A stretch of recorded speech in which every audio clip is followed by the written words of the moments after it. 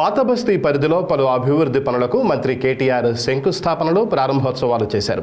హోంమంత్రి మహమూద్ అలీ, ఎంఐఎం అధ్యక్షులు అసదుద్దీన్ ఓవైసీతో కలిసి ఈ కార్యక్రమంలో పాల్గొన్నారు.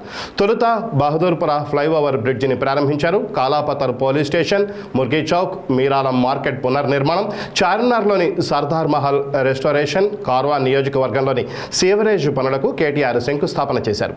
మీరాలం చెరువు వద్ద మ్యూజికల్ ఫౌంటైన్ను ప్రారంభించారు. మతం పేరిట ఎవరైనా చిచ్చు పెట్టే ప్రయత్నం చేస్తే ఉక్కుపాదంతో అణచివేస్తామని మంత్రి కేటీఆర్ హెచ్చరించారు. శాంతి భద్రతల పరిరక్షణ విషయంలో కఠినంగా వ్యవహరిస్తామన్నారు. ఓల్డ్ సిటీ, న్యూ సిటీ అనే తేడా లేకుండా అభివృద్ధి దిశగా ముందుకు సాగుతున్నామన్నారు. మొజాంజాహి మార్కెట్ను అభివృద్ధి చేశామన్నారు. కులీ కుతుబ్ షా అర్బన్ డెవలప్మెంట్కు పూర్వ వైభవం తెస్తామన్నారు. పాత బస్తీతో పాటు ఇతర ప్రాంతాల్లో నోటరీ సమస్యను పరిష్కరిస్తామన్నారు.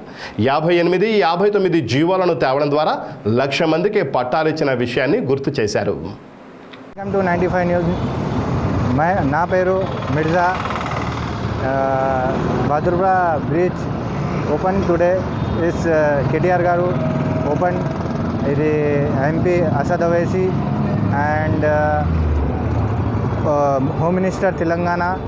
Today is Bahadurpura junction is visit to open is the all guys. Welcome to 95 news. Thank you. మాకు బాగా ఉపయోగంగా ఉంది. కాకపోతే బైపాస్ పోయిన వాళ్ళు మంచిగా వెళ్ళిపోతారు. కాకపోతే లోకల్ పోయిన వాళ్ళు ఇట్లా బాదర్పుర దానికి పోయిన వాళ్ళు మంచిగా వెళ్ళిపోతారు. ఇది బైపాస్ వల్ల మనకి లాభం ఉంది.